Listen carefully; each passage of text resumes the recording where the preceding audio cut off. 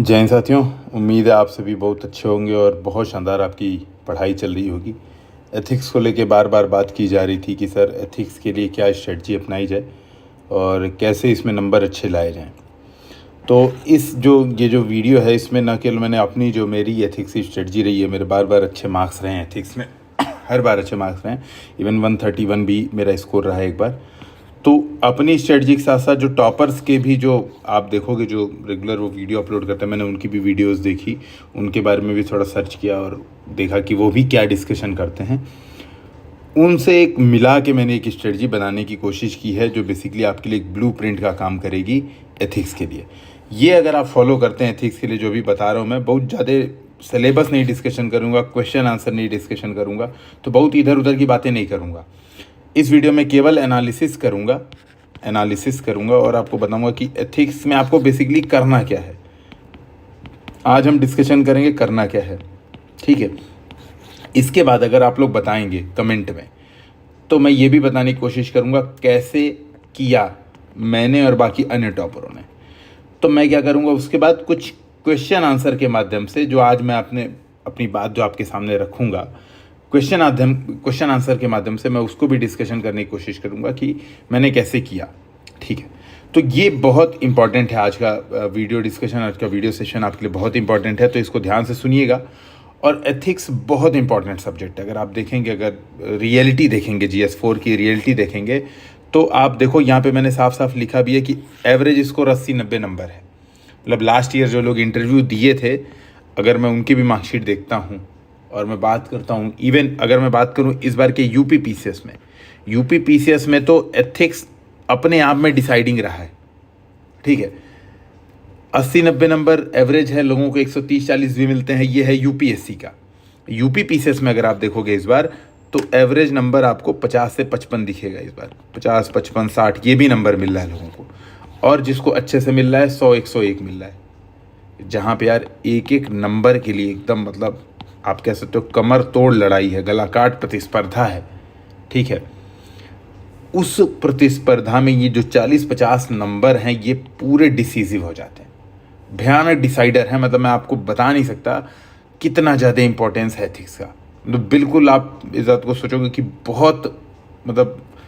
बहुत प्रेशराइज करके इस बात को कहूँगा कि बहुत ज़्यादा इंपॉर्टेंट है एथिक्स का। क्योंकि आप देखो सीधे सीधे यार, जब अगर अब मैं यूपी पीसीएस यूपीएससी दोनों की बात करूँ, ठीक है। यूपीएससी में जो मेरा सिलेक्शन रुका था 17 नंबर से, ठीक है, 17 नंबर से सिलेक्शन रुका था। आप सोचो ये 40-50 नंबर, नो डाउट मेरे ऑप्शन में बहुत ख़राब नंबर थे, ठीक है, ऑप्शन में बहुत ख़राब नंबर थे, लेकिन ये 40-50 नंबर तो पूरी तरह से मतलब मामला ही पलट देते। तो इस बात को ध्यान रखिए कि ये जो एथिक्स है, ये एथिक्स बेसिकली बहुत बड़ा डिसाइडिंग फैक्टर है। इस बात को आपको समझना पड़ेगा। जो मैं आपको समझाने की कोशिश कर रहा हूँ वो बहुत इंपॉर्टेंट है। अब एक बार देखेंगे बेसिकली प्रॉब्लम क्यों होती है, क्यों ये 40-50 नंबर का गैप होता है, क्यों ये 40-50 नंबर का गैप होता है। अगर इसको समझने की कोशिश करें तो सबसे पहली पॉइंट आती है, ठीक है, सबसे पहला आप देखोगे जो पॉइंट आता है वो ये आता है, और यही बेसिकली सबसे इंपॉर्टेंट पॉइंट है कि ये फाइनल पेपर होता है। भाई आप ऑप्शनल से पहले, ठीक है, ऑप्शनल से पहले अगर मैं बात करूँ यूपीएससी की, तो ऑप्शनल से पहले आप पहले दिन एसए का पेपर देते हो, फिर GS1 का देते हो, उसी दिन 2 का देते हो, फिर 3 और 4। तो ये जो 4 पेपर है कंटिन्यूअस आप देखोगे 3 दिन से आप लगातार आंसर राइटिंग कर रहे हो 6-6 घंटे, ठीक है। इस दिन आप एकदम एग्जॉस्टेड फील करते हो, आपको लगता है अरे यार, है ना, कहाँ इस तरह यहाँ प्री हुआ ही नहीं होता। मतलब सीरियसली मैं बता रहा हूँ, कई बार ऐसा लगता भी है यार प्री होता ही नहीं ना, ज़्यादा अच्छा होता, इतनी मेहनत करके, है ना, कहाँ फंस गए। तो आप भयानक एग्जॉस्टेड होते हो। दूसरी बात अगर आप देखोगे तो सिलेबस भी क्या है, एब्स्ट्रैक्ट है। मतलब अजीब सा सिलेबस है, पूरी तरह से डिफाइंड है नो डाउट, लेकिन उस डिफाइंड सिलेबस में भी अगर आप देखोगे तो बहुत सारी आप कह सकते हो मिसकंसेप्शन है सिलेबस को लेके, ठीक, बहुत सारी मिसकंसेप्शन है। जैसे अगर मैं बात करूं खासतौर पे हिंदी मीडियम के जो अभ्यर्थी उनके लिए मैं बात करूं, तो आप देखोगे बार बार कन्फ्यूजन होती है। अभिरुचि, ठीक है, अभिवृत्ति, ये शब्द बार बार आते हैं, बार बार दिमाग खराब करते हैं, अरे यार ये क्या है ना। सिलेबस बड़ा छोटा है, गिवन है। मतलब आप अगर देखोगे टोटल सिलेबस को तो 40-50 पॉइंट आपको एग्जैक्ट मिलेंगे, 40-50 पॉइंट आपको एग्जैक्ट मिलेंगे, टू द पॉइंट सिलेबस है। लेकिन यहाँ पे देखोगे अगर जो ये बेसिकली मैं भी कह रहा हूँ, नोटबुक LLM भी यही बात कह रहा है। ये कह रहा है कि क्वेश्चन ऐसे इंजीनियर्ड हैं, ठीक है, बेसिकली ऐसे क्वेश्चन बनाए जाते हैं, इंजीनियर्ड किए जाते हैं, बेसिकली क्वेश्चन बनाए नहीं जाते, क्वेश्चन ऐसे मेड नहीं किए जाते, इंजीनियर्ड किए जाते हैं। आपका 0 टाइम टू थिंक होता है। लंबा चौड़ा 4 लाइन का क्वेश्चन आएगा, ठीक है, 1 2 3 लाइन। इवन अब यूपी PCS में भी आने लगा है, 2 से 3 लाइन के प्रश्न यूपी PCS में भी आने लगे हैं। तो क्वेश्चन ऐसे बनाए जाते हैं, आपका समय ही नहीं है भाई। अगर मैं बात करूं, आप देखो, अगर मैं बात करूं UPSC की, ठीक है, यूपी PCS में तो क्लियर है भाई, 20 क्वेश्चन आएगा, 20 तो करना है, खत्म। मैं बात करूं अगर UPSC की, थोड़ा एक बार आपसे भी डिस्कशन कर लेता हूं, बेसिकली पेपर हमें अटेम्प्ट कैसे करना है, थोड़ा मैं इस बात पे आपकी एक चर्चा कर लेता हूं 1 मिनट, तो आपके लिए और ईजी हो जाएगा समझने का। बेसिकली 13 क्वेश्चन आते हैं, जो आते हैं आपके 10-10 मार्क्स के, ठीक है। इसके बाद आते हैं 6 क्वेश्चन जो आते हैं 20-20 मार्क्स के। ये होता है केस स्टडी, ठीक है, अगर आप पेपर को आपने देखा होगा। और ये होता है आपका डायरेक्ट जो क्वेश्चन आंसर, जैसे बोल देगा कोई महापुरुष का स्टेटमेंट दे देगा, बोल देगा एक लंबा चौड़ा स्टेटमेंट दे के कहेगा कि बताइए इस 10 मूल तत्व बताइए, ठीक है, प्रशासनिक 10 मूल प्रशासनिक तत्व बताइए, या मूल्य बताइए, 10 मूल प्रशासनिक मूल्य बताइए, ऐसे पूछ देता है। लंबा चौड़ा उटपटांग क्वेश्चन है ना, पूरा कहानी दे के, एकदम एक पोथा कहानी दे के फिर 1 लाइन का क्वेश्चन पूछ देता है। अगर आप देखोगे टाइम लिमिट, तो हमारे पास समय 180 मिनट। तो अगर मैं मान लूँ, जैसे मैं अगर एक बार बता देता हूँ पेपर में अटेम्प्ट कैसे करता था, तो वो भी आपको समझा देता हूँ। बेसिकली मैंने डिसाइड किया था दोस्तों, जब मेरा पेपर था, तो मैंने डिसाइड किया था कि मैं एथिक्स के पेपर में, मतलब जो केस स्टडीज़ हैं, इनको मैं 12 से 13 मिनट में करने का प्रयास करूँगा। और स्टार्ट मैं केस स्टडी से करता था, क्योंकि केस स्टडीज़ पढ़ने से, जब केस स्टडी हम रीड करते हैं, तो एक तो हमारे दिमाग को वार्म अप का मौका मिल जाता है सबसे पहले। तो खासतौर पे जो लोग मेंस लिख रहे हैं उनके लिए और इम्पॉर्टेंट ये वीडियो बन जाता है। समझिए, सबसे पहले आप स्टार्ट करिए केस स्टडीज़ से, ठीक है, सबसे पहले सॉल्व करिए केस स्टडीज़। इससे क्या होता है, न केवल आपके दिमाग को वार्म अप करने का मौका मिल जाता है, बल्कि एक जो सबसे बड़ा फ़ायदा ये होता है कि आपको बहुत सारे एग्जाम्पल्स मिल जाते हैं जो यहाँ पर काम आएंगे। जब केस स्टडी आप रीड करते हो, जब उसमें आप आंसर लिखते हो, तो बहुत सारे आपको एग्जांपल्स मिल जाते हैं जो इन 13 प्रश्नों में आप यूज़ कर सकते हो। बहुत सारे वैल्यूज़, बहुत सारे आइडियाज़ जनरेट आपके दिमाग में हो जाते हैं, प्लस दिमाग आपका वार्म अप हो जाता है। तो मैंने डिसाइड किया था लगभग 13 मिनट दूंगा। जब मैं 13 मिनट डिसाइड करता था देने की, तो भी ये 15 मिनट लग जाता था लगभग। तो मैं बेसिकली क्या करता था दोस्तों, 15 मिनट मान लो ऑन एन एवरेज, 4 प्रश्न सबसे पहले मैं कर देता था आपके केस स्टडी के। तो ये लग जाते थे 60 मिनट। देखो सीधा सीधा हिसाब किताब बता रहा हूँ मैं, 60 मिनट। तो फिर 4 क्वेश्चन करने के बाद फिर आ जाता था मैं केस स्टडी के 4 क्वेश्चन करने के बाद मैं आ जाता था क्वेश्चन नंबर 1 से। जब आप 4 क्वेश्चन कर लेते हो तो आप इतना बढ़िया वार्म अप हो चुके रहते हो, आपके दिमाग में सारी चीज़ें आने लगती हैं, बहुत सारे एग्जाम्पल्स आने लगते हैं, बहुत सारे पॉइंट्स आने लगते हैं, आप एकदम मतलब तबाही मचाने के मूड में होते हो।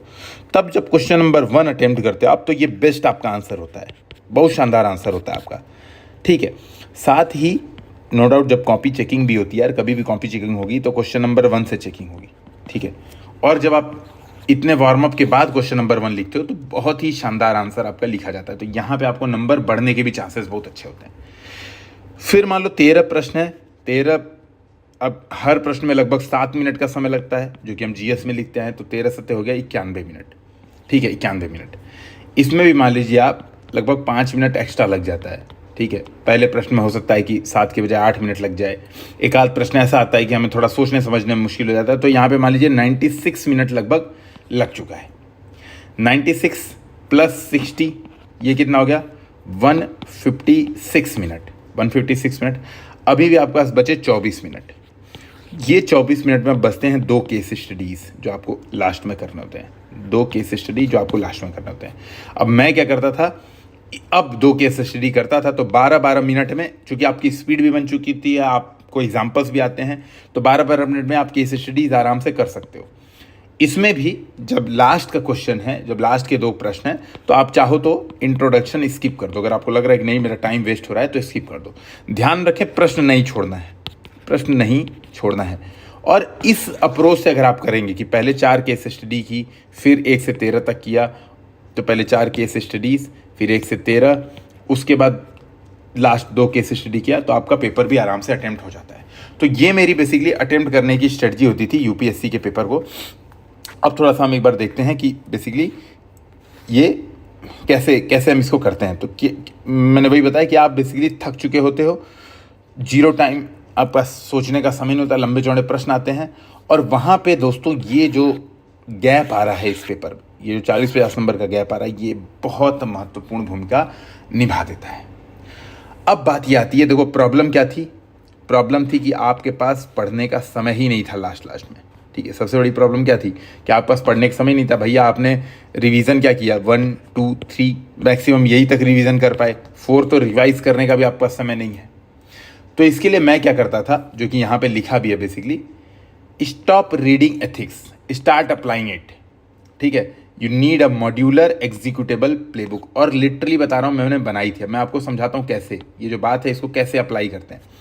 इसमें खास तौर पे दोस्तों, जब मैंने बात की अपने सीनियर्स से भी, जब बात करता हूँ या जब बातचीत में आती है चीज़ें, जब आइडिया लगता है, तो एक बात पता चलती है कि जब वो लोग एग्ज़ाम दे रहे थे, जब पहली बार एथिक्स का पेपर इंट्रोड्यूस हुआ था, तो मार्केट में कोई कंटेंट नहीं था।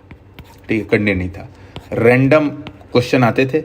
अब जब रैंडम क्वेश्चन आते थे ना, तो उनके वे आंसर रटे हुए नहीं होते थे। अभी क्या है, अभी जो कोचिंग इंडस्ट्रीज़ हैं, कोचिंग इंस्टीट्यूशंस हैं, वो आपको सारे आंसर रटा देते हैं, एकदम एकदम घुट्टी पिला देंगे आपको सारे आंसर्स की, कि ये भी देखो, ये आंसर रट लो, वो आंसर रट लो।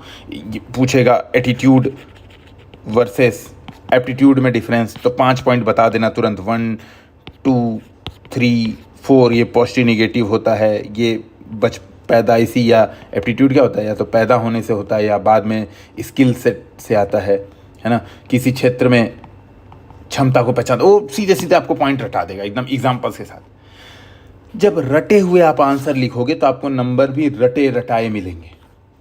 जब जो सीनियर्स की कॉपी देखोगे जिसमें उन्होंने अच्छे नंबर, जब उनको अच्छे नंबर मिले हैं, तो आप देखोगे उनके एग्जाम्पल्स जीवन के एग्जाम्पल थे, जो लाइव जीवन के एग्जाम्पल थे, उनके ये एग्जाम्पल्स थे।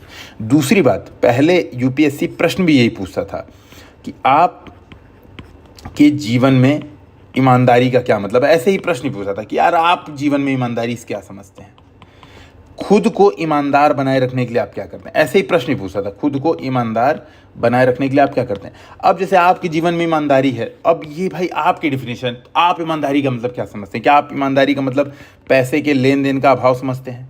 क्या आप ईमानदारी का मतलब समझते हैं कि खुद भी ईमानदार रहना प्लस सुनिश्चित करना कि आपके अन्य अगल बगल लोग भी ईमानदार रहें?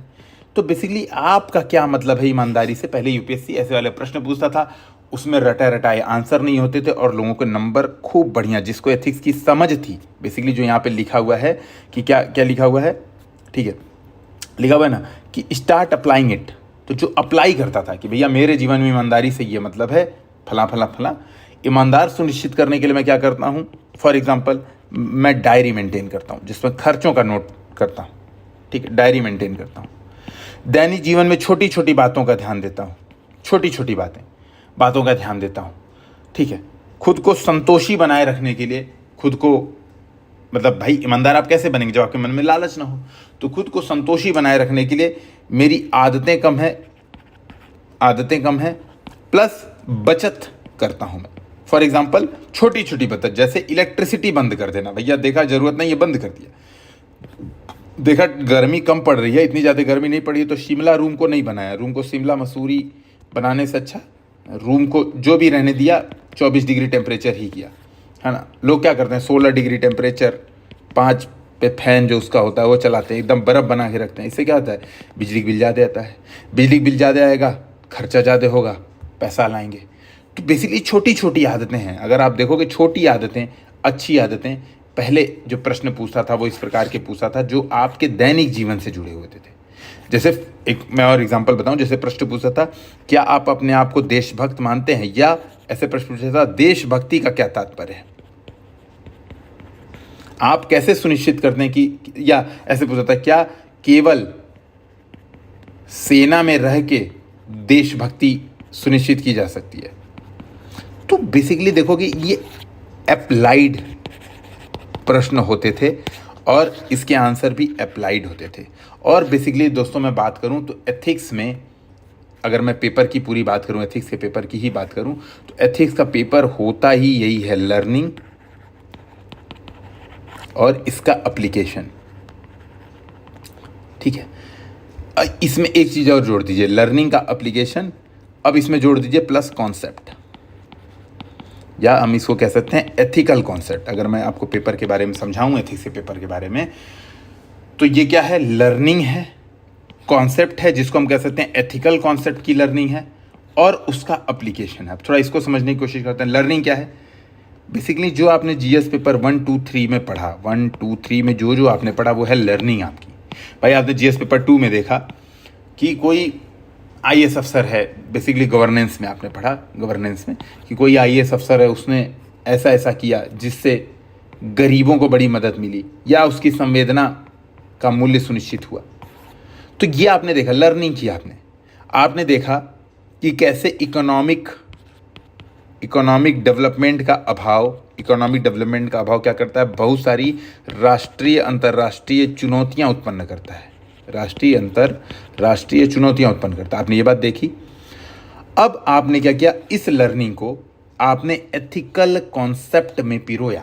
एथिकल कॉन्सेप्ट बेसिकली क्या है, वही मूल्य, वही आप कह सकते हो जो दृष्टिकोण है, या आप कह सकते हो एटीट्यूड, एप्टीट्यूड, ठीक है। आप इसको कह सकते हो जो और सारे वैल्यूज़ हैं, जैसे एथिकल डिलेमा, कि भाई आप कोई काम करने जा रहे हैं, आपको डिलेमा आ रहा है कि आपके पास एक ही रिसोर्स है। जैसे फॉर एग्जांपल नदी जोड़ो परियोजना है, ठीक है, नदी जोड़ो परियोजना है। अब नदी जोड़ो परियोजना, मान लो सपोज केन बेतवा लिंक परियोजना, आपने पेपर 1 में पढ़ा, केन बेतवा लिंक परियोजना, पेपर 1 में आपने इसको पढ़ा कि केन बेतवा लिंक परियोजना है, ठीक है। आपने देखा नदी जोड़ो परियोजना से एक तरफ क्या हो रहा है, बहुत बढ़िया डेवलपमेंट होगा, नहर बन जाएगी, सूखा इत्यादि कम हो जाएगा। लेकिन वहीं दूसरी तरफ क्या हो रहा है, इससे बहुत बड़े एरिया में क्या होगा, विस्थापन होगा। और विस्थापन किनका होगा, बेसिकली वहां के मूल निवासी यानी आदिवासियों का होगा। विस्थापन किसका होगा, आदिवासियों का होगा। बेसिकली ये क्या हो गया, ये हो गया डिलेमा। किस चीज का डिलेमा हो गया भाई, ये हो गया आपका, ये क्या हो गया आपका, इकोनॉमिक डेवलपमेंट के वैल्यूज वर्सेस सोशल जस्टिस। आप इसकी बात भी कर सकते हो, सोशल जस्टिस का डिलेमा हो गया। तो बेसिकली क्या है ना, समानुभूति का मूल्य, ठीक है, समानुभूति का मूल्य वर्सेस क्षेत्रीय विकास, इसके बीच में डिलेमा हो गया। तो ये क्या कर रहा है, बेसिकली देखो ये प्रोजेक्ट है पेपर 1 का, जो लर्निंग मैंने कहा था, लर्निंग, इसको अप्लाई किया आपने कॉन्सेप्ट में, और यही आपको बेसिकली लिख देना है एथिक्स के पेपर में एप्लीकेशन से। केवल और केवल यही एथिक्स का पेपर है, बहुत ज़्यादा इसमें माथापच्ची आपको करनी ही नहीं है, बिल्कुल करनी नहीं है। इसके लिए अगर मैं बात करूं दोस्तों, तो आपको ये 3 कोडिंग स्ट्रेटजी है। मैंने और भी जो वीडियोस जब भी बनाई है तो मैंने इसी तरह से बनाया है। तो बेसिकली आप देखोगे, ठीक है, तो मेरे पुराने वीडियोस को भी अगर आप देखोगे तो मैंने यही बातें आपको समझाई। आज मैंने बढ़िया से एकदम पीपीटी बनवा के नोटबुक एलएलएम पे लेके बैठ गया कि देखो भैया ये जो है ना, मेरे पुरानी वीडियोस में से काम की चीज़ें निकालो। तो नोटबुक एलएलएम ने निकाला और मैं आपके सामने उसको लेके आ गया। पहली चीज़ है माइंडसेट। कैसा माइंडसेट होगा, अगर मैं बात करूँ एथिक्स के पेपर में मुझे बढ़िया स्कोर करना है, एकदम मतलब ताबड़तोड़ स्कोर करना है, तो यही 3 पिलर की स्ट्रेटजी है। 3 पिलर की स्ट्रेटजी है। पहला है माइंडसेट, दूसरा है स्ट्रक्चर, तीसरा है जो हम एप्लीकेशन, जो मैं बेसिकली आपको समझा रहा था, अप्लाई करना है। अब माइंडसेट क्या है, ठीक है, माइंडसेट क्या है, तो मैंने आपको ये बताया था कि सिलेबस को देखिए, कॉन्सेप्ट को समझिए, रटिए नहीं, क्योंकि आप बेसिकली क्या कर पाएंगे, इस बात को बहुत क्लियरिटी समझिएगा। आप बेसिकली एग्ज़ाम के समय कितना रटेंगे यार, रटते रटते हालत ख़राब हो जाएगी।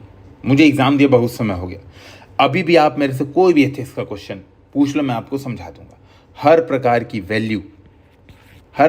वैल्यू क्यों मुझे याद है, क्योंकि मुझे कॉन्सेप्ट क्लियर है, कॉन्सेप्चुअल क्लैरिटी है। वो कॉन्सेप्चुअल क्लैरिटी अगर हो गई तो आपको इस बात में सहानुभूति, संवेदना और करुणा में, समानुभूति और करुणा, बेसिकली कई बार सहानुभूति को संवेदना भी लिख देता है। ये सब में आपको डिफरेंस याद करने की जरूरत ही नहीं पड़ेगी। प्रॉब्लम कहाँ आएगी भाई? मैंने वही कहा कि देखो यार, आप पूरा पेपर लिख रहे हो, आप एग्जॉस्ट हो चुके हो ऑलरेडी, ठीक है, ऑलरेडी आपका दिमाग एकदम ख़राब हो चुका है। अब उसके बाद आपको फिर मिल गया कि यार लो रटो इतना सारा, कैसे रटोगे? रट पाओगे ही नहीं। तो रट जब पाओगे ही नहीं, ठीक है, रट जब पाओगे ही नहीं तो क्या होगा? सिंपल सी बात है, जब रट पाओगे ही नहीं तो बेहतर है कि हम कॉन्सेप्ट से याद कर लें। तो जो मैंने किया था, मैंने क्या किया था, बेसिकली समझने की कोशिश की थी यार समानुभूति का क्या मतलब है। ठीक है, बेसिक समझो। समानुभूति का ये मतलब है, मैं आपको बेसिकली समझा नहीं रहा हूँ, मैं आपको समझाने की ये कोशिश, मैं आपको पढ़ा नहीं रहा हूँ। कहने का ये मतलब मैं आपको एथिक्स नहीं पढ़ा रहा है ना। आप लोग कहेंगे पढ़ा भी दूंगा, मैं एथिक्स नहीं पढ़ा रहा हूँ, मैं बेसिकली समझाने की कोशिश कर रहा हूँ कि देखो कैसी कैसी बातें होती, कितना ईजी होता है अगर आपको कॉन्सेप्चुअल क्लैरिटी है। समानुभूति का मतलब है दूसरे के जूतों में पाँव रख के खुद को देखना।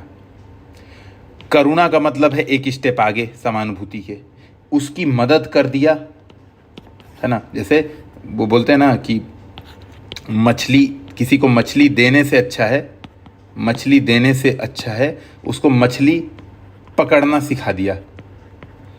तो मछली पकड़ना सिखा दिया, मदद कर दिया, तो क्या है? करुणा है। मछली दे भी दिया तो करुणा है भाई, हेल्प कर दी, करुणा है। ठीक है, सोच रहे हैं कि बेचारा गरीब है, एकदम परेशान है, अरे भाई साहब कितना दुख होता होगा, कितनी प्रॉब्लम होती होगी, वो है समानुभूति।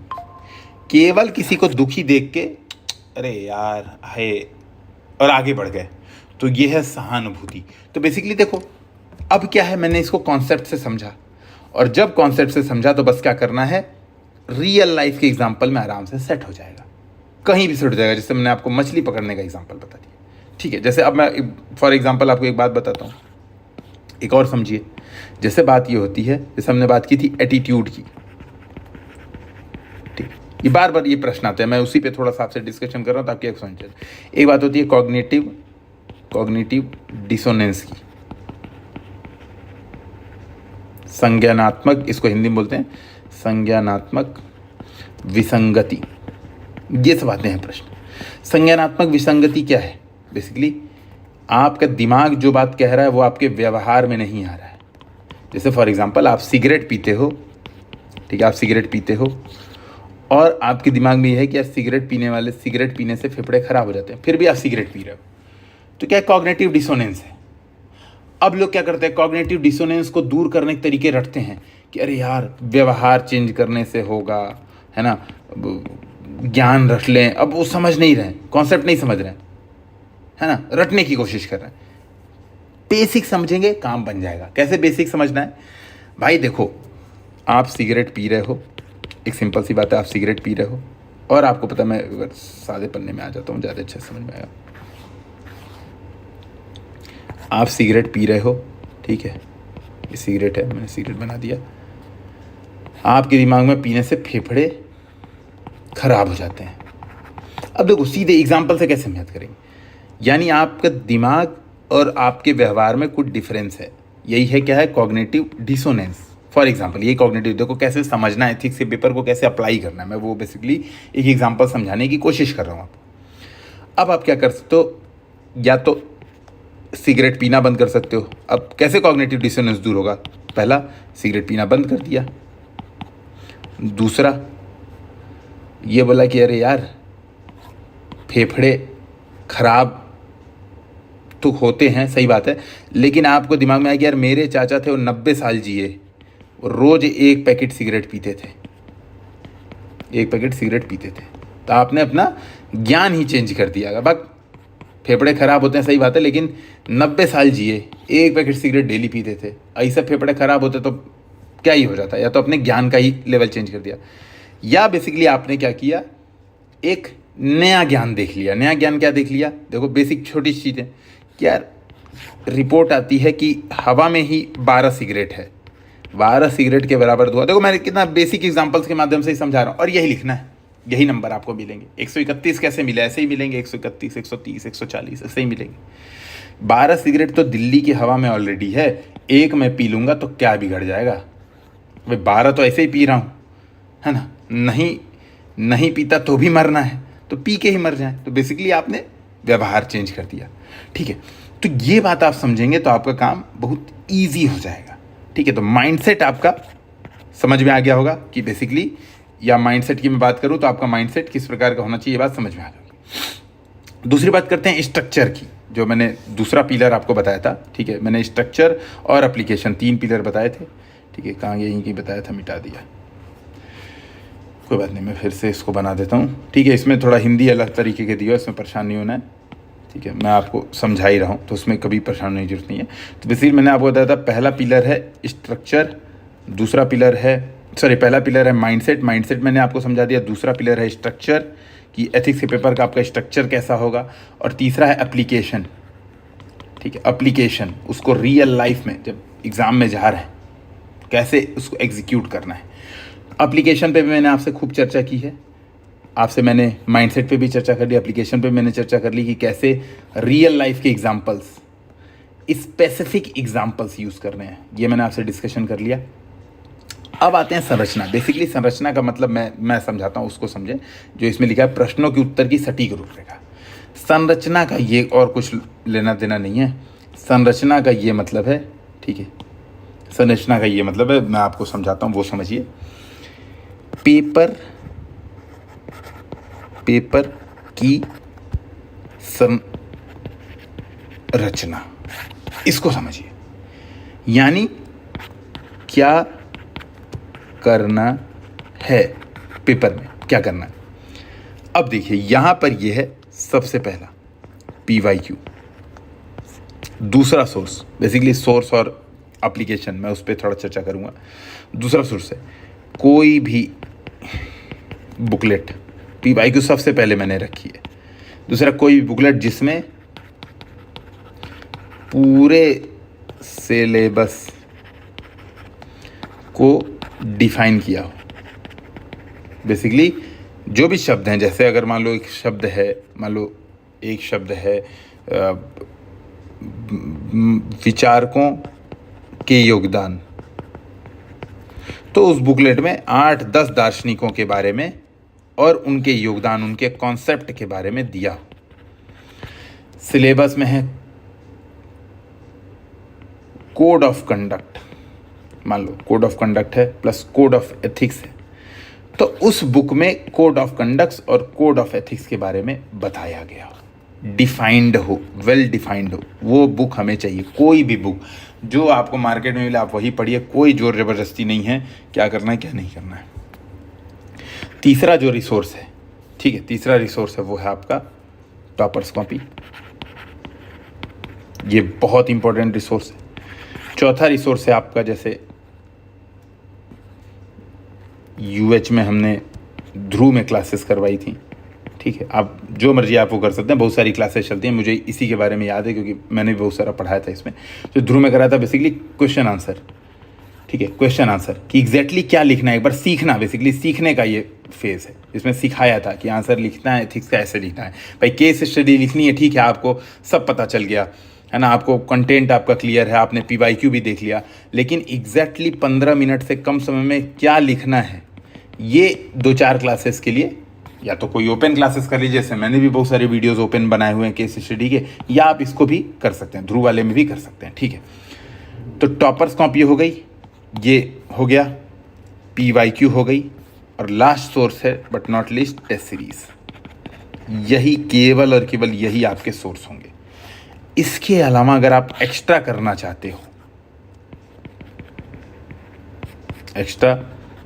हो तो उसका मैं थोड़ा सा आपको बताता हूँ। अभी पहले इस पर थोड़ा सा बात कर लेते हैं, पढ़ना कैसे है। पहले तो ये है सोर्स, 5 सोर्स हुए हमारे एथिक्स से, ठीक है, 5 सोर्स याद रखने हैं। सबसे पहले इसको रीड करना है, बुकलेट जिसमें सिलेबस को डिफाइन किया हो। और कब रीड करना है, GS 1, 2, 3 पढ़ने के बाद रीड करना है। ये नहीं कि मुँह उठाए पहले दिन हम एथिक्स पढ़ने ही बैठ गए, सीधे आज मुँह खोले एथिक्स पढ़ने बैठ गए, ये नहीं करना है।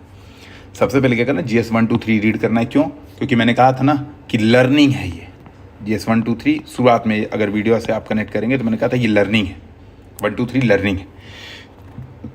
सबसे पहले लर्निंग कर लीजिए, फिर 4 की वो बुकलेट उठाइए जिसमें पूरे सिलेबस के बारे में डिटेल में बताया हो, उसको रीड करिए। रीड करके क्या करना है आपको, कुछ नहीं, सिलेबस के हर पॉइंट, मान लो पॉइंट नंबर 1, 2, 3 ऐसे होंगे सारे पॉइंट ढेर सारे। जैसे फॉर मान लो एग्जांपल होगा एटीट्यूड। ठीक है, अब क्या करना है, एटीट्यूड की डेफिनीशन। ठीक है, एटीट्यूड की डेफिनीशन, एटीट्यूड के CAB मॉडल, मान लो CAB मॉडल दिया हुआ है, कॉग्निशन, अफेक्ट एंड बिहेवियर, मान लो ये CAB मॉडल दिया, तो इसके बारे में, सबके बारे में छोटे छोटे नोट्स बना लेना है।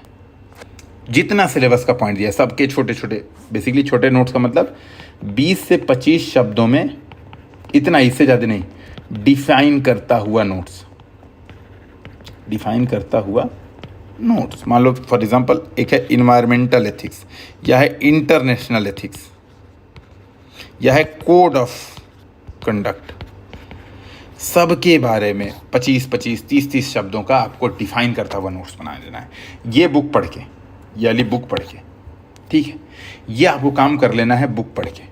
ठीक है, इसके बाद आपको क्या करना है, जब डिफिनीशन आपका कंप्लीट हो गया, ठीक है, डिफिनीशन आपको कंप्लीट हो गया, तब उठाना है PYQ, जो UPSC का 10 साल का PYQ है। ठीक है, इसको करना है एक रीडिंग, केवल सॉल्व्ड PYQ की, रीडिंग सॉल्व्ड PYQ।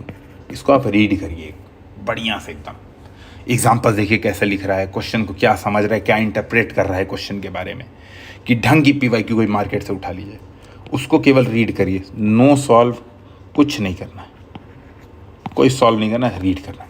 क्या करना है आपको इसके बाद, इस रीडिंग के बाद ये जो 20-25 शब्दों वाला आपने डिफिनीशन बनाया हुआ है, ठीक है, डिफिनीशन वाला नोट्स बनाया हुआ है, इसी में हर चीज़ पे 2-2 एग्जाम्पल्स ऐड करते जाने हैं।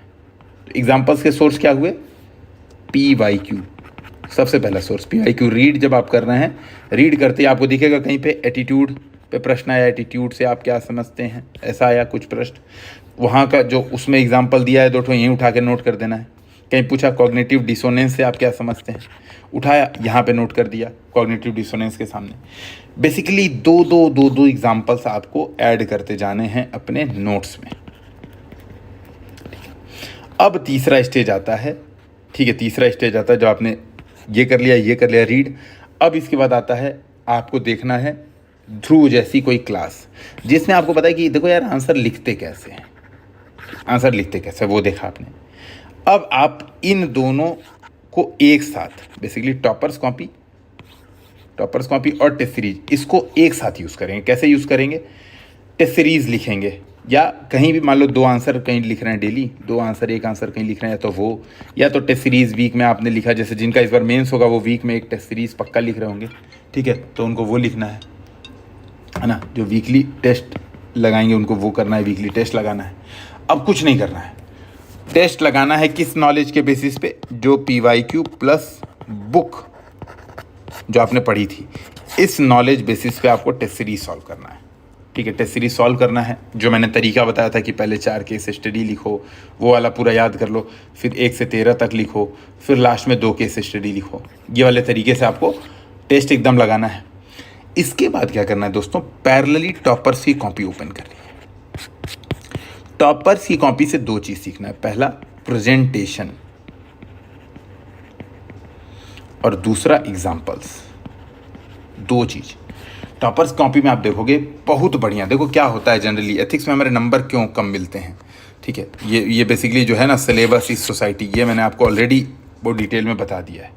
बेसिकली समाज ही हमारा सिलेबस और कुछ है नहीं, ठीक है, जो समाज में जो भी, मैं वापस अभी आऊँगा इस पर आपको बताऊँगा ही, ये वाला पॉइंट डिस्कशन भी करूँगा, कुछ है नहीं एथिक्स। एथिक्स बेसिकली क्या है, समाज ही है, पर रोज़ जो चीज़ हो रही है, कोई रेप की घटना से लेके हत्या तक की घटना से लेके, क्या है, ये पारिवारिक मूल्यों का क्षरण है एथिक्स, ठीक है, वैल्यू बेस्ड एजुकेशन का अभाव है एथिक्स। कोई इंसान अच्छा काम नहीं कर रहा है, कोई सरकारी अच्छा काम नहीं कर रहा है, करप्ट है, क्या है, अभाव ऑफ एथिक्स। कोई इंसान, ठीक है, कोई इंसान क्या कर रहा है, अपने काम को सही से सुनिश्चित नहीं कर रहा है, क्या है, इंटीग्रिटी। हर चीज़ में एथिक्स है, पूरा समाज बेसिकली पूरे दिन क्या है, एथिक्स। किसी का लड़का लड़की के साथ भाग जा रहा है, क्या है, एथिक्स। लड़की मिलने पे उसका ऑनर किलिंग हो जा रहा है, क्या है, एथिक्स। पूरा समाज ही एथिक्स है, वही देखना है, वही ऑब्जर्व करना है, वही करना है। अब देखो मैं वापस इसी बात पे आता हूँ, बेसिकली ये बात समझा के मैं वापस इसी बात पे आता हूँ, ठीक है। टॉपर्स की कॉपी से देखना है प्रेजेंटेशन और एग्जाम्पल्स। प्रेजेंटेशन बेसिकली टॉपर कैसे प्रेजेंट कर रहा है चीज़ों को। जैसे अगर मैं बात करूँ, मान लो आया है क्वेश्चन आरटीआई पे, आरटीआई को एथिक्स से बोला, आरटीआई कैसे प्रशासन में नैतिकता सुनिश्चित करता है, एथिक्स इन गवर्नेंस कैसे नैतिकता सुनिश्चित करता है। अब टॉपर ने एक लाइन का इंट्रोडक्शन लिखा, आरटीआई इज की टू गुड गवर्नेंस, नीचे लिखा है सेकेंड एआरसी, सेकेंड एआरसी ने कहा आरटीआई इज की टू, सुशासन की कुंजी है, गुड गवर्नेंस की है। एक लाइन का इंट्रोडक्शन लिखा। हम क्या कर रहे हैं, हमने जब आंसर लिखा था हमने बहुत लंबा चौड़ा, आरटीआई का मतलब ये होता है 2005 के अधिनियम से ये वो ऐसा ऐसा आरटीआई आया, उसके बाद इसमें ऐसा ऐसा सुधार हुआ, ये हुआ, फलां हुआ, ढेका हुआ, हमने बहुत सारा एकदम मारा, पूरी दुनिया की पंचायत इसमें नोट कर दी। लेकिन टॉपर ने क्या कि एक लाइन का एकदम इंट्रोडक्शन लिखा है। ये प्रेजेंटेशन सीखनी है। टॉपर कोई बात को बता रहा है, वो कैब मॉडल बता रहा है एटीट्यूड का, तो उसने ट्राइंगल बना के बताया, देखो सी का मतलब ये, ए का मतलब ये, बी का मतलब ये, एटीट्यूड उसने यहाँ रोटेट करता हुआ दिखा दिया। उसने यहीं दिखा दिया कि ज्ञान में परिवर्तन कैसे सही करेंगे, बिहेवियर में, व्यवहार में परिवर्तन, और उसने यहीं दिखा दिया अफेक्ट में परिवर्तन। यहीं पे उसने वो बात बता दी। ये क्या है, प्रेजेंटेशन है। टॉपर की कॉपी से प्रेजेंटेशन देखना है और देखना है एग्जाम्पल। देखो यही जो मैं बात बताता हूँ, एग्जाम्पल्स दो तरीके के होते हैं, ठीक है। एक पन्ना और ऐड करता हूँ, आपको ढंग से समझाता हूँ, जो समझा ही रहा हूँ तो काहे हड़बड़ी करनी है। एग्जाम्पल्स दो तरीके होते हैं, एक होता है जनरल एग्जाम्पल, दूसरा होता है स्पेसिफिक एग्जाम्पल।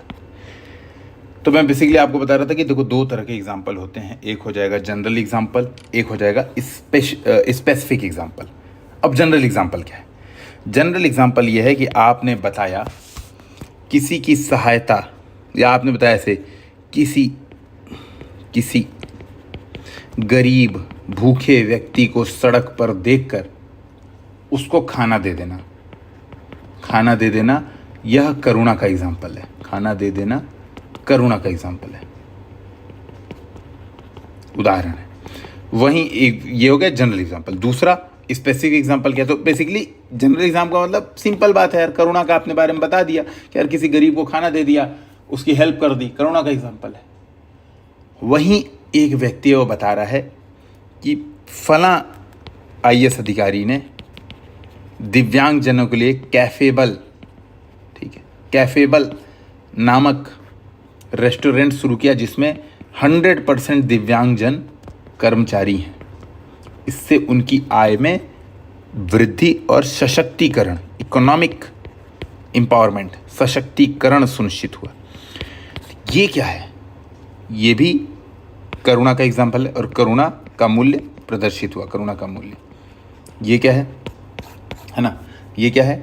स्पेसिफिक एग्जाम्पल है।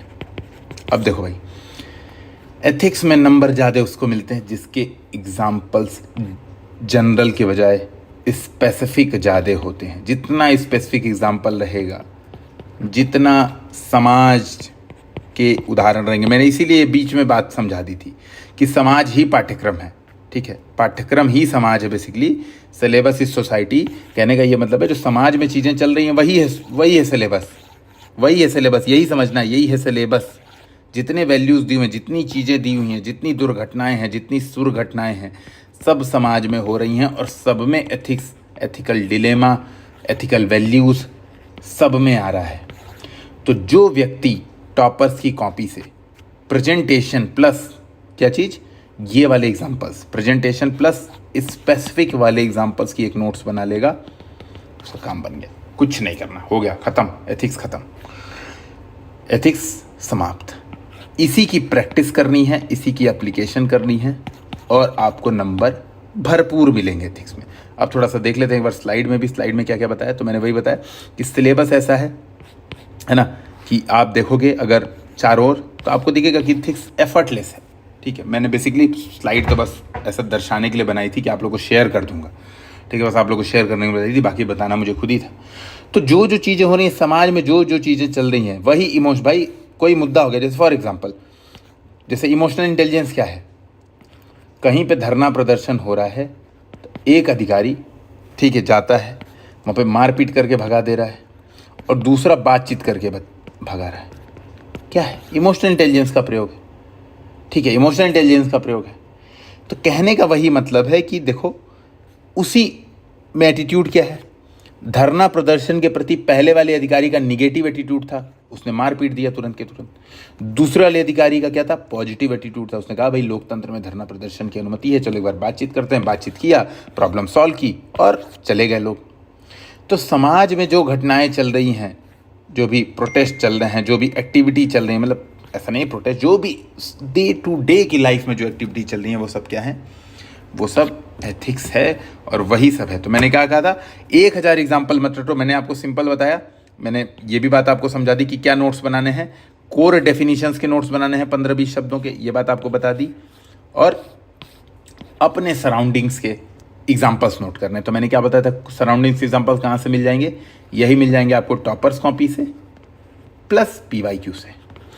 इसके बाद अगर आपको वैल्यू ऐड करना, आपको लगता नहीं सर अब तो अगला टॉपर मैं हूँ तो मेरे एग्जाम्पल नोट लोग करें, तो PYQ प्लस टॉपर्स कॉपी से मेरा काम नहीं चलेगा, तो आप 2 सोर्स और यूज़ कर सकते हो। पहला सोर्स है thebetterindia.com, ठीक है, और दूसरा है गुड गवर्नेंस इंडियन एक्सप्रेस। ठीक है, तो इंडियन एक्सप्रेस जो गुड गवर्नेंस में प्राइज़ दे रहा है, इन सारे केस स्टडीज़ को आप देख सुन सकते हो। बहुत ज़्यादा हो जाएंगे, बस इसको अब एप्लीकेशन करने की ज़रूरत है। मेरे हिसाब से इसकी ज़रूरत नहीं है betterindia.com और इंडियन एक्सप्रेस, लेकिन अगर आपको लगता है कि नहीं सर मुझे अलग चीज़ चाहिए, है ना, तो भाई सिंपल सी बात है, आपको करना है। ठीक है, आपको करना है।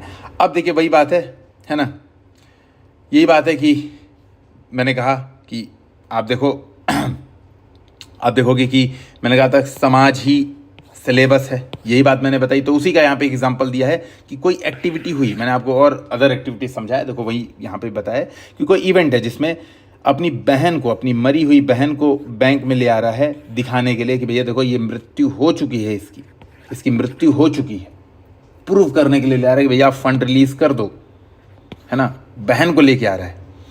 तो ये क्या दिखा रहा है? कितने सारे देखो इसमें एग्जाम्पल हैं। इसमें क्या है? वर्क कल्चर का एग्जाम्पल है कि ऐसा वर्क कल्चर है हमारे का, अंधा वर्क कल्चर टाइप का बैंक में है कि जाना ही पड़ेगा, है ना, सिटीजन सेंट्रिक नहीं है, जो कंप्लाइंस है वो करना ही पड़ेगा कि भैया बहन को लाओ तभी पैसा रिलीज होगा, नॉमिनी को कोई मतलब नहीं है, बहन को लाइए तभी पैसा रिलीज होगा। सिटीजन सेंट्रिक सर्विसेज का अभाव है। तो क्या दिख रहा है? वर्क कल्चर के बारे में इसी से दिख रहा है। इसी से दिख रहा है लीडर वर्सेस मैनेजर के बारे में, है ना। तो ये भी बात है भाई, जो मैनेजर है कहीं ना कहीं वो क्या कर रहा है, वो लीडर का काम नहीं कर रहा है, वो काम कर रहा है बॉस का। ठीक है, वो बॉस का काम कर रहा है, वो कह रहा है भैया तुम लेके आओ तभी मैं मानूंगा, है ना। अगर वो लीडर रहता या बढ़िया मैनेजर रहता तो वो क्या करता? देखने की कोशिश करता, खुद चला जाता, बहुत सारे ऑप्शंस निकालने की कोशिश करता और उस समस्या को समाधित करता। तो बेसिकली आप देखोगे इमोशनल इंटेलिजेंस भी है यहाँ पर, है ना। यहाँ पे इमोशनल इंटेलिजेंस में कि एक व्यक्ति दुखी है, उसके भी प्रति हमारे पास इम्पैथी नहीं है, इम्पैथी का अभाव है। इमोशनल इंटेलिजेंस के 5 एलिमेंट्स होते हैं जिसमें इम्पैथी क्या है? बहुत इंपॉर्टेंट टूल है, बहुत इंपॉर्टेंट एलिमेंट है इम्पैथी। तो आप देखोगे बेसिकली आप देखोगे एक एग्जाम्पल से कितनी जगह पे आपने यूज़ कर लिया। आपको सिस्टम का फेलियर दिखाना है तो भी आप एग्जाम्पल को यूज़ कर सकते हो। आपको इमोशनल इंटेलिजेंस का अभाव दिखाना है तो भी इस एग्जाम्पल को यूज़ कर सकते हो। आपको एटीट्यूड दिखाना है तो भी आप एग्जाम्पल को यूज़ कर सकते हो। आपको वर्क कल्चर का भी एग्जाम्पल देना है तो भी आप इस एग्जाम्पल को यूज कर सकते हो। जैसे वर्क कल्चर में कंप्लायंस बेस्ड वर्क कल्चर है, कीवर्ड बेसिस पे आपने लिखा आंसर और आप इतने सारे यूज़ कर सकते हो। ये बात भी मैंने आपको समझा दी, ठीक है, ये बात भी मैंने आपको समझा दी। अब क्या है, अब थोड़ा हम बात कर लेते हैं कि प्रश्न उत्तरों को कैसे हम मैनेज करेंगे। जो उत्तर हैं जो हमें 7 मिनट में लिखने हैं, ठीक है, जो हमें 7 मिनट में लिखने हैं उसको कैसे हम ख़त्म करेंगे, ठीक है, उसको कैसे ख़त्म करेंगे। तो देखो जो भी प्रश्न आएगा, ठीक है, जो भी प्रश्न आएगा हमें क्या करना है। देखो मैं इसको पहले अपने तरीके से आपको समझाता हूँ, फिर स्लाइड से समझाऊंगा, वो ज़्यादा बढ़िया रहेगा। कोई भी XYZ प्रश्न है, मैं आप लोग कहेंगे तो मैं एक बार कई क्वेश्चन आंसर भी आपके साथ डिस्कशन कर दूंगा, डिपेंड्स आप लोग की क्या डिमांड रहती है। मैं आपसे बहुत सारे क्वेश्चन आंसर भी डिस्कशन कर दूंगा आपके लिए और शायद हेल्पफुल हो जाएगा, ठीक है। तो जैसे अगर मैं बात करूं एक से जैसे मैं बात करूं, मान लीजिए कोई प्रश्न है कि अभी हमने बहुत सारे प्रश्न डिस्कस किए कि ईमानदारी से आप क्या समझते हैं, आप कैसे सुनिश्चित करते हैं कि आप ईमानदार रहेंगे। मान लीजिए सबसे पहले प्रश्न को तोड़ना है कि कॉन्सेप्ट क्या है इस प्रश्न का। तो इस प्रश्न में की कॉन्सेप्ट या कोर थीम, अगर मैं बात करूं कोर थीम क्या है इस प्रश्न की, तो कोर थीम है ईमानदारी यानी ऑनेस्टी, यही है कोर थीम इस प्रश्न में, ठीक है। अच्छा, दूसरा है की कॉन्सेप्ट के बाद कीवर्ड्स। इतना लिमिटेड समय और इतना कम शब्द है, 150 शब्दों में ही लिख डालना है। अब 150 शब्दों में आप तभी आंसर लिख पाओगे जब आप डायरेक्ट कीवर्ड बेस्ड लिखोगे। कीवर्ड बेस्ड, बहुत लंबी चौड़ी कहानी लिखोगे नहीं लिख पाओगे, ठीक है। बहुत लंबी चौड़ी कहानी लिखोगे नहीं लिख पाओगे। जैसे फॉर एग्जांपल ईमानदारी का आप एग्जांपल बता रहे हो, ईमानदारी का अभाव। देखो ये भी क्या है बेसिकली, जो हमने अभी एग्जांपल किया ये वाला, ठीक है। कहाँ गया, इसमें भी देखोगे मैंने कहा ना एक एग्जांपल हर जगह प्रयोग, ठीक है। एक एग्जांपल हर जगह प्रयोग, तो क्या है ये जो है बेसिकली ब्रदर अपनी सिस्टर को लेके आ रहा है ना। इसमें भी कहीं ना कहीं ईमानदारी का भाव दिख रहा है आपको कि वर्क कल्चर ऐसा है, कॉम्प्लाइंस बेस्ड वर्क कल्चर के कारण कई बार क्या होता है, ठीक है, या सिटीजन सेंट्रिक सर्विस के अभाव के कारण भी कई बार क्या होता है, ईमानदारी का अभाव सुनिश्चित होता है, ईमानदारी का अभाव उत्पन्न होता है। कहने का ये मतलब है, देखो सिटीजन सेंट्रिक सर्विस कीवर्ड है, कीवर्ड बेसिस पे अगर आंसर लिखेंगे और उदाहरण ऐड कर देंगे तो लास्ट क्या है, जो बेसिकली तीसरा पॉइंट है इस आंसर में, तो तीसरा चीज है की एग्जांपल्स। और इसको कहेंगे हम स्पेसिफिक एग्जांपल, इसको SE लिख लो, मैंने कहा था स्पेसिफिक एग्जांपल्स यूज करना। तो आप अपने आंसरों में अगर 3 चीजें देख रहे हो, पहले कॉन्सेप्ट समझा कि प्रश्न में पूछा क्या है, कोर क्वेश्चन के कोर कॉन्सेप्ट क्या है, कोर डिमांड क्या है क्वेश्चन की। दूसरा समझा क्वेश्चन का कीवर्ड में कैसे आंसर लिखेंगे, तो कीवर्ड्स एकदम घोर कीवर्ड बेस्ड। देखो यहाँ पे क्या था, ये जो 7-8 एग्जांपल यहाँ पे इसको देखिएगा, 7-8 चीजें बताई हैं, क्या है ये, ठीक है। रूल बिकमिंग एंड, क्या है ये, कीवर्ड है। रूल बिकमिंग एंड कीवर्ड है, ठीक है ना। Society forcing transparency and action, ये क्या है, कीवर्ड है, ठीक है भाई। न्यूज़ वायरल हुई, लोग परेशान हो गए, अरे करो, बैंक मैनेजर का इस्तीफा हुआ, ये हुआ वो हुआ, सीधी बात है, क्या है, कीवर्ड है।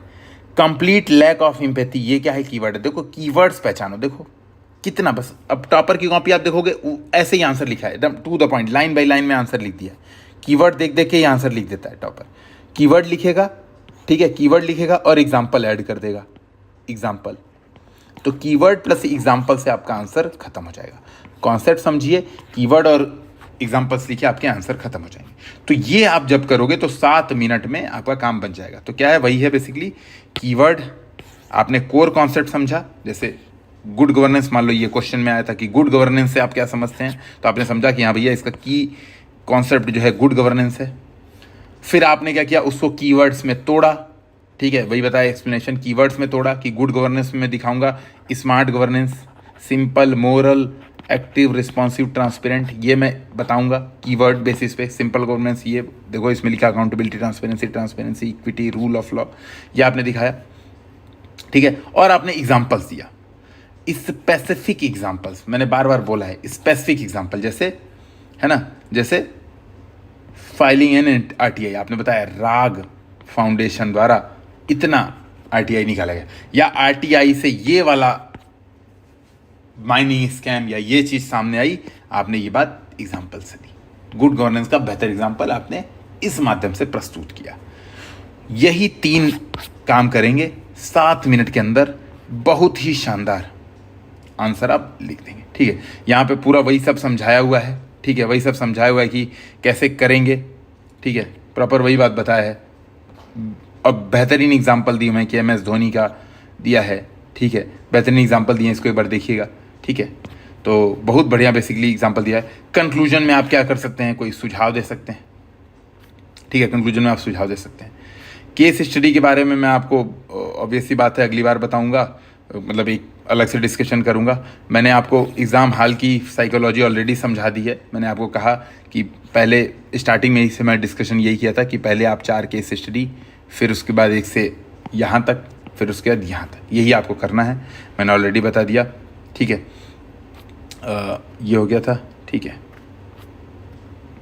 ठीक है। तो बेसिकली यही चीज़ है, मैंने आपको ऑलरेडी ये लास्ट में इसका बेसिकली क्या है, ये लास्ट में इसका एक समरी है। इसको आप देखिए कि सिलेबस को सोसाइटी में देखिए, ठीक है, सिलेबस को सोसाइटी में देखिए। ट्रस्ट द फ्रेमवर्क जो बताया, ठीक है, जो अभी बताया आपको कि पहले कीवर्ड देखो, कीवर्ड के बाद एग्जाम्पल्स देखो और कोर कॉन्सेप्ट समझो, तो आपके 7 मिनट में आंसर बहुत शानदार हो जाएंगे, ठीक है। फिर मैंने बताया कि केस स्टडीज़ आराम से करो 15-15 मिनट, शुरुआत में 4 भी कर रहे हो 60 मिनट में तो भी कोई टेंशन नहीं है, ठीक है। तो आपका बहुत शानदार पेपर होगा, ठीक है। इसके साथ फिर कोई दिक्कत होती है तो हम लोग मिलते हैं। जय हिंद, जय भारत।